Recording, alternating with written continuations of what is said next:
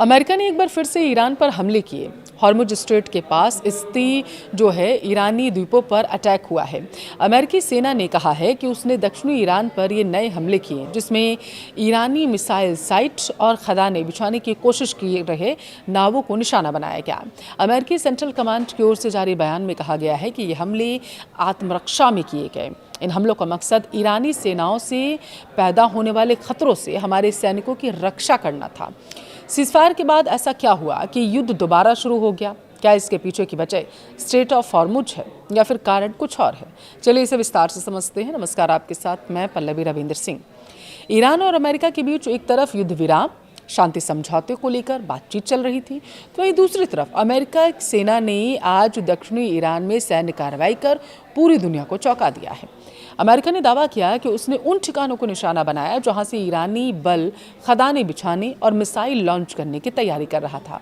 लेकिन सवाल तो अब ये उठ रहा है कि आखिर बातचीत के बीच अमेरिका ने हमला किया ही क्यों? सवाल ये भी लोग पूछ रहे हैं कि क्या यह प्रेशर पॉलिटिक्स है? देखिए, विशेषज्ञों का मानना है कि इस हमले के पीछे सबसे बड़ी वजह स्ट्रेट ऑफ हॉर्मुज पर पूरी तरीके से कंट्रोल और ईरान पर दबाव बनाना हो सकता है।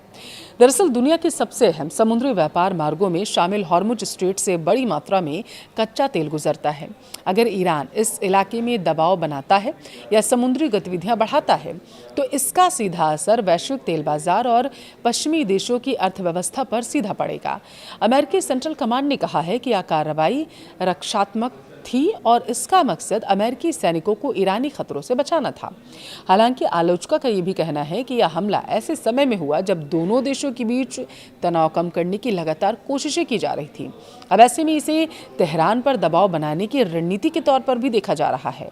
असल में अमेरिका इस समय दो मोर्चों पर खेल रहा है। एक तरफ वह ईरान को बातचीत की मेज पर ला रहा है, दूसरी तरफ सैन्य दबाव के जरिए उसे अपनी शर्तें मानने के लिए मजबूर भी करना चाहता है। खास तौर पर ईरान के परमाणु कार्यक्रम को लेकर अमेरिका बेहद ही आक्रामक रुख लगातार अपनाए हुए है। डोनाल्ड ट्रंप का मकसद क्या है, उसे समझते हैं। अमेरिकी राष्ट्रपति डोनाल्ड ट्रंप ने साफ संकेत दिया है कि ईरान के समृद्ध यूरेनियम भंडार को या तो अमेरिका को सौंपना होगा या फिर अंतर्राष्ट्रीय निगरानी में उसे नष्ट करना होगा।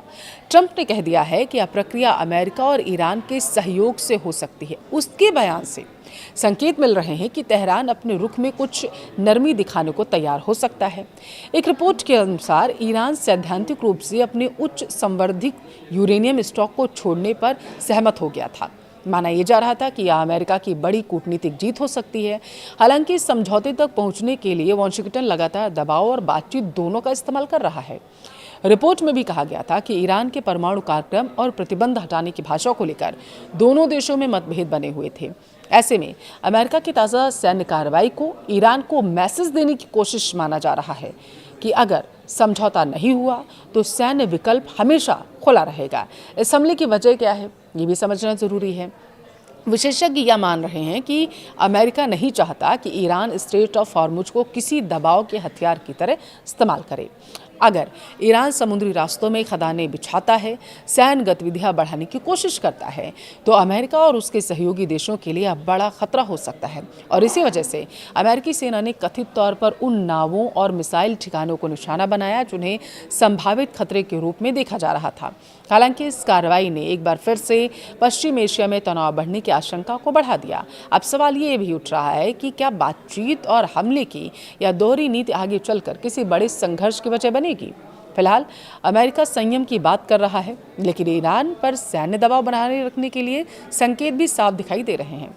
ऐसे में आने वाले दिनों में यह देखना अहम होगा कि शांति वार्ता आगे बढ़ती है या फिर क्षेत्र एक बार फिर से बड़े टकराव की तरफ आगे बढ़ेगा।